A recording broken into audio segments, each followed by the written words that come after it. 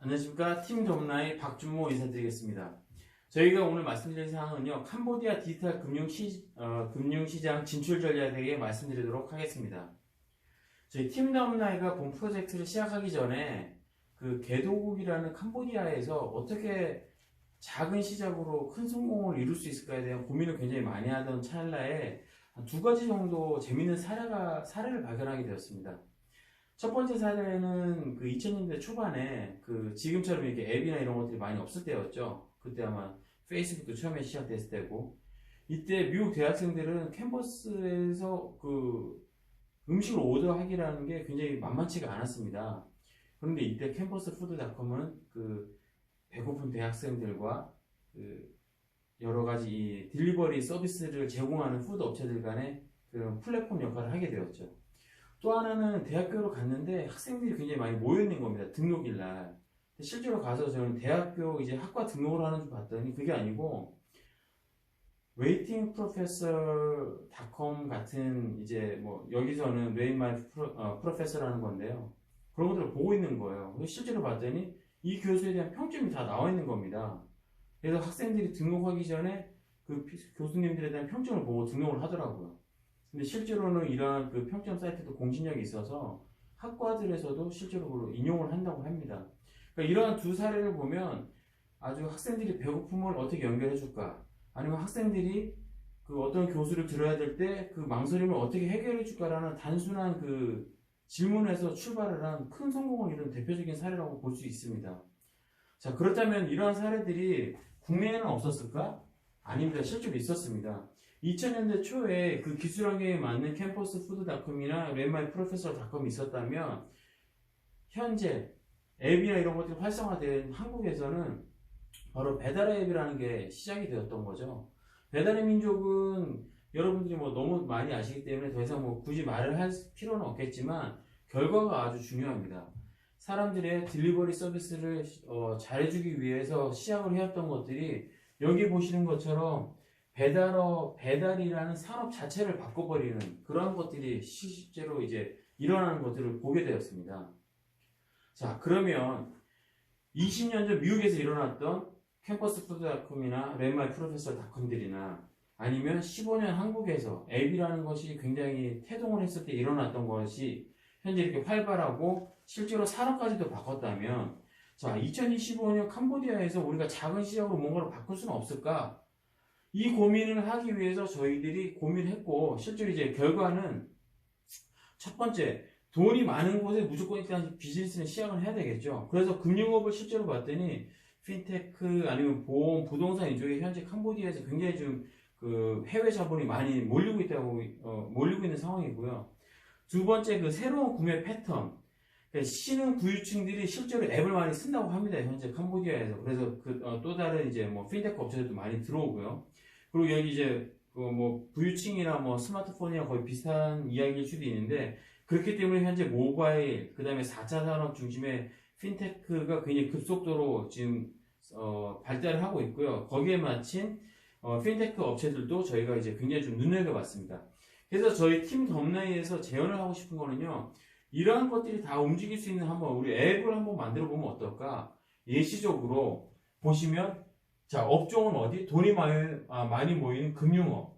그 중에서도 뭐 첫 번째 스타트 할 거는 뭐 은행, 증권, 보험, 그리고 자동차 정도 될 수 있겠죠. 금융 서비스 니즈가 있는 신흥부유층들에 대한 핀테크 기반의 추천 서비스를 우리 한번 해보자. 웹마이 프로페서도 성공했던 것들이 교수를 평가를 했기 때문에 아무것도 없는 데서 그렇게 사람들 많이 모일 수가 있었죠. 신흥부유층들 금리가 뭐 10%, 20% 지금 현재 주고 있는 이런 시장에 과연 어느 은행에 우리가 돈을 많이 맡겨주면 내 돈을 많이 바뀔 수 있지? 그런 것들을 물어볼 수 있는 하나의 우리 앱을 한번 만들어 보자.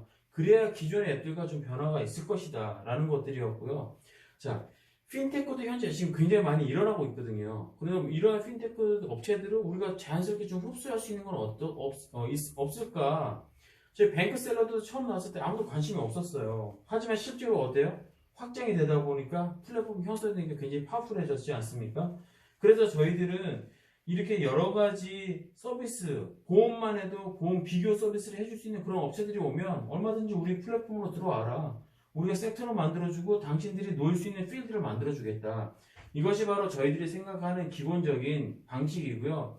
이렇게 오기만 하면 바로 연동이 될 수 있는 이런 플래그 앤 플레이 방식의 그 플랫폼을 구축을 해서 양방향, 즉 고객한테는 저희들이 웨이팅 서비스와 추천 서비스를 해주고 기존의 그 여러 가지 스타트업이나 핀테크 업체들은 그들이 놀 수 있는 바로 이 사람들이 놀 수 있어서 고객들을 주게 되고 고객들은 다양한 새로운 서비스들을 바로 할 수 있고 저희들은 새로운 고객들한테 줄 서비스를 굉장히 자체적으로 개발하면서 힘든 아니면 재무적으로도 많은 투자가 일어나야 돼 이러한 부분들을 모두 다 상쇄시킬 수 있는 그러한 비즈니스 플랫폼을 한번 구축을 해보자가 저희 팀9의 제언입니다. 다음으로 저희는 이런 비즈 모델을 수립하게 된 근거 그리고 세부 실행 방안에 대해서 소개를 드리도록 하겠습니다. 먼저 캄보디아 시장 분석을 통해서 환경적 요인을 평가하고 KB금융그룹이 캄보디아 금융시장에서 가진 위치를 베이지어 기반을 통해서 평가하겠습니다. 그리고 이런 평가 결과들에 따라서 어떤 세부 실행 방안을 가져가야 될지 그리고 궁극적으로는 어떤 수익 모델을 보여줘야 될지 언급하도록 하겠습니다. 먼저 캄보디아 같은 경우에는 6%에서 7% 정도의 높은 경제 성장률과 이제 지속적인 내수 확대를 통해서 이제 매력도를 높이고 있는 시장이고요. 높은 수준의 경제활동 참여율에도 불구하고 굉장히 낮은 수준의 임금을 유지하면서 해외 투자에 대한 매력도도 굉장히 높이고 있습니다. 특히나 이제 금융이나 보험 부분에 대한 해외 투자가 최근 급증하고 있는 추세고요. 캄보디아 자체로도 이제 열악하다는 평가를 많이 받고 있는 비즈니스 환경 때문에 이제 각종 법 제도나 그리고 이제 관리 체계들을 굉장히 정비를 많이 하고 있는 상황입니다. 그리고 캄보디아 금융시장 같은 경우에는 이런 지속적인 경제 성장과 내수 확대에 힘입어서 인프라와 그리고 기관 범위나 수들이 굉장히 확대가 되고 있고요. 특히나 이제 소액 금융과 보험 부문에 있어서 연간 성장률이 거의 10%에서 20%에 달할 정도로 굉장히 빠른 속도로 성장하고 있습니다.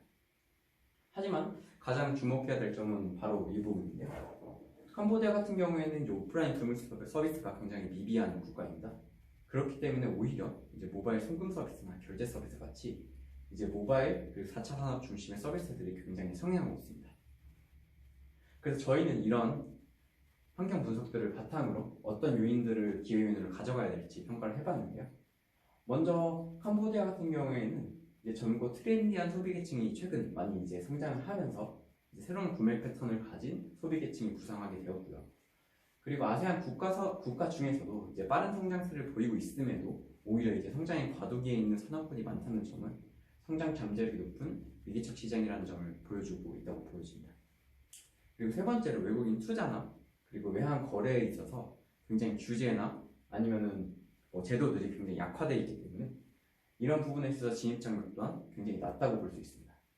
그리고 또한 저희가 이제 다른 아세안 국가들, 인근에 있는 아세안 국가들과 사회, 경제적으로 굉장히 유사한 구조를 갖추고 있기 때문에 향후 아세안 시장 확대를 위해서는 최적의 입지 조건을 가지고 있다고 할 수 있고요. 하지만 저희가 가장 집중해야 될 부분은 앞서 말했듯이 빠른 스마트폰 보급에 의해서 확산되고 있는 4차 산업 관심도와 그리고 관련 스타트업에 대한 확산 추세입니다.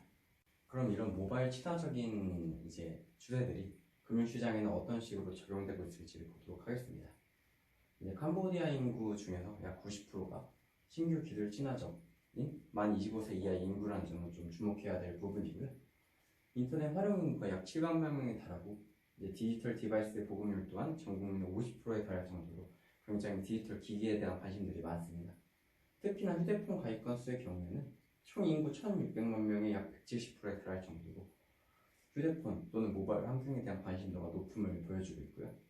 금융 섹터별로도 이제 결제성, 예금 저축, 대출 모든 분야에 있어서 공급되는 서비스가 수요에 있는 서비스보다 굉장히 적은 수준임에 이라는 점은 저희가 이제 진출하기 위한 굉장한 매력도를 가지고 있다고 보여집니다.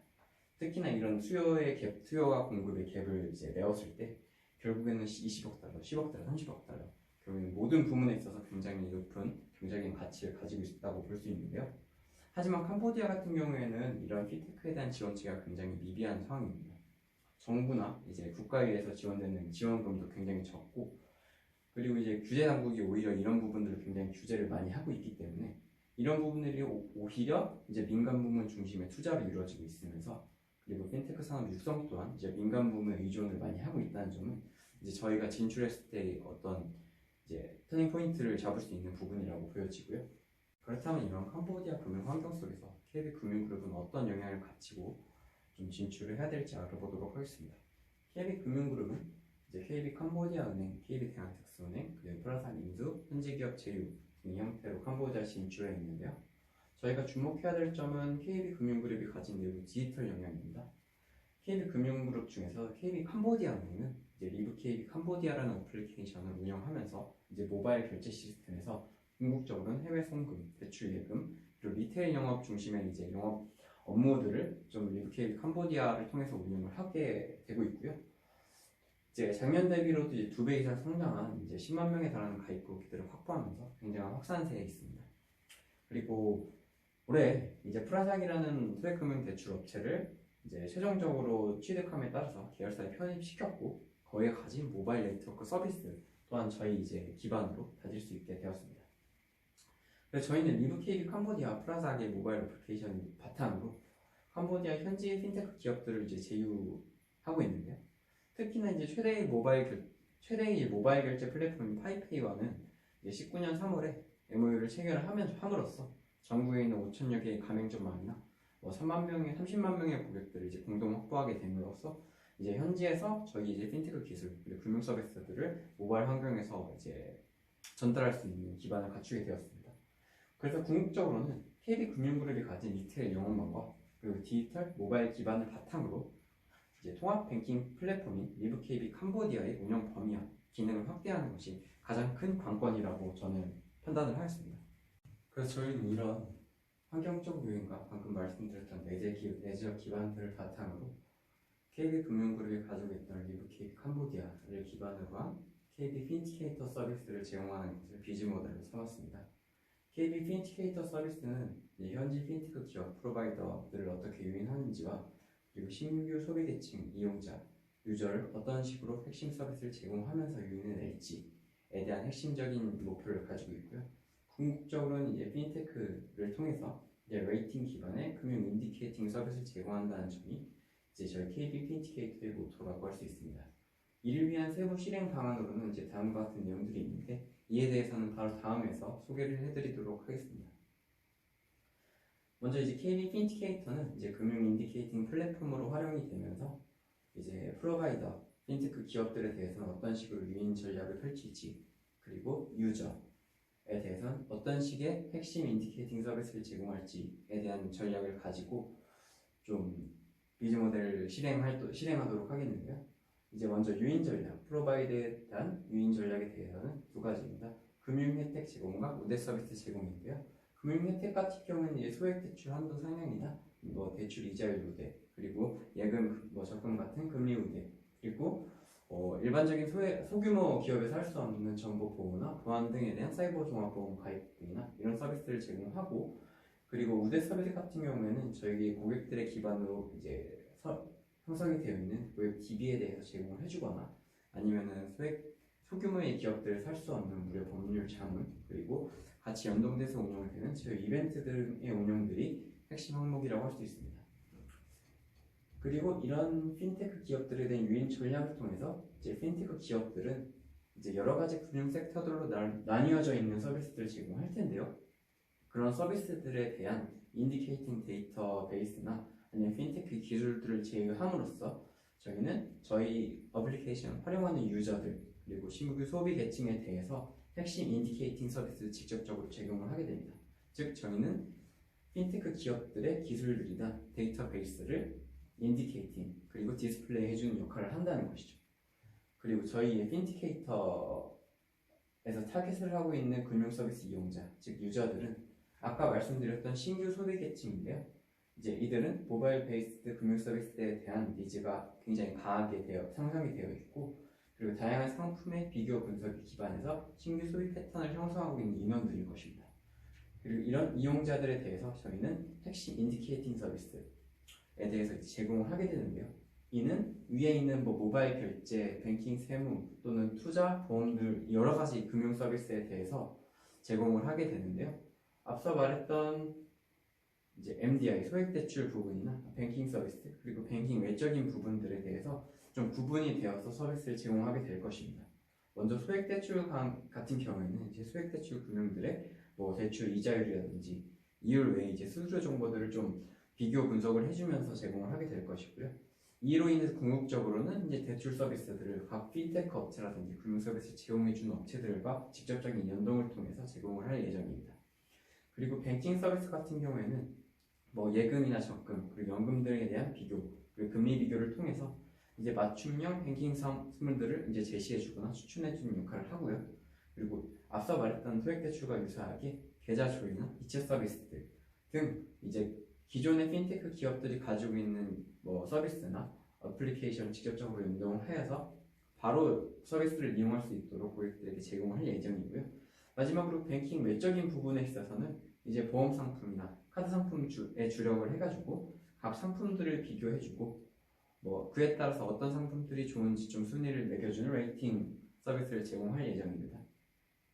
그래서 이런 플랫폼을 바탕으로 저희는 각 세부 실행 방안들을 좀 제시를 해보았고 궁극적으로 이런 플랫폼이 어떤 수익 모델을 가져갈 수 있을지에 대해서 좀 평가를 해보았는데요. 그렇다면 이런 KP 인디케이터라는 금융 인디케이팅 플랫폼을 어떤 수익 모델로 가져갈 수 있을지 알아보도록 하겠습니다. 먼저 이제 기본적으로 이제 어플리케이션이 많이 가지고 있는 수익 모델이 온라인 광고 노출에 대한 수익 모델이 있을 수 있고요. 이제 그 중에서도 KB 인디케이터가 추천하는 상품이나 기업들에 대해서 고객이 클릭을 한다거나 직접적인 상품 가입이 있을 경우에 그에 대한 상품 보수 또는 수수료 부과하는 형태의 수익 모델을 기본으로 가져갈 수 있을 것입니다. 그리고 프로바이더, 즉 핀테크 업체에 대해서는 중소규모인 핀테크 업체에 대해서는 이제 자금이 좀 필요한 우수 핀테크 업체를 대상으로 저금리 대출, 소액대출 상품을 개발을 한다거나 그리고 대기업 핀테크 업체에 대해서는 이제 정보보호, 보안 등에 대한 사이버 종합보험 서비스 그리고 그런 상품들을 판매한다는 형태의 수익 모델을 가져갈 수 있습니다. 그리고 마지막으로 유저, 즉 이용자에 대해서는 뭐 일반적인 플랫폼 업체들이 많이 사용하고 있는 프리미엄 서비스 개발을 통해서 서비스 이용료를 부과할 수 있는데요. 뭐 그에 대해서는 이용 고객에 대한 금융자문 서비스나 아니면 등급별로 차등화된 뭐 서비스 접근 또 기능 접근 권한들을 부여함으로써 이용료에 대한 가치를 좀 창출해낼 수 있을 것입니다. 그리고 궁극적으로 이렇게 고객들에 대한 정보들을 좀 데이터베이스화 해가지고 그런 데이터베이스들을 지속적으로 로우 데이터로 판매를 한다거나 아니면 그런 데이터베이스들을 저희가 자체적으로 분석을 해서 그 분석 결과를 금융 마케팅에 활용할 수 있도록 외부 금융 서비스 업체나 아니면 핀테크 업체들에 판매하는 형태로 운영이 될 수 있을 것입니다. 즉 이렇게 저희는 KB 핀디케이터라는 금융 인디케이팅 플랫폼을 좀 개발을 생각해 보았고요. 네, 여기까지 저희 팀 덤라이의 발표 내용을 모두 마치도록 하겠습니다. 저희가 이 프로젝트를 끝날 무렵에 BNP 파리바라는 세계적인 기업과 우리 인터뷰를 할 기회가 있었는데요. 현재 이런 캄보디아 시장에 이러한 앱들이 좀 있냐라는 질문에 현재까지는 아직 안 나왔고, 물론 그 GA 같은 이제 단순 비교 같은 그런 애그리게이터 모델들이 현재 막 나오고 있는 그런 상황이라는 이야기를 들었습니다. 그래서 실험 가능성 측면에서는 저희가 이런 것들을 할 수 있냐, 충분히 가능한 시장은 형성이 조정이 되었다고 생각은 되고요. 그리고 또 이러한 그 앱을 구축하는 또 뭐 천문학적 숫자가 드는 건 아닌가 이러한 의구심 때문에 저희가 좀 이렇게 앱을 좀 구축을 하는 몇 군데 이제 업체에 알아본 결과 한 2에서 30억 정도 규모라면 그 해외에서도 충분히 개발이 가능하다 이러한 답변을 들었습니다. 그래서 저희가 실현 가능성 측면이라던가 시장 가능성 측면에서는 충분히 한번 고려를 할 수 있는 기회를 가졌던 것은 사실이고요. 이러한 것들을 좀 잘 이용한다면 물론 저희들의 이 프로젝트 결과가 굉장히 어떤 그 전문가적인 바로 이제 실행하기에는 좀 부족한 부분이 있다 그러더라도 한번 실행을 해보면 어떨까 하는 것이 저희의 마지막 제언이 되겠습니다. 끝까지 들어주셔서 감사합니다.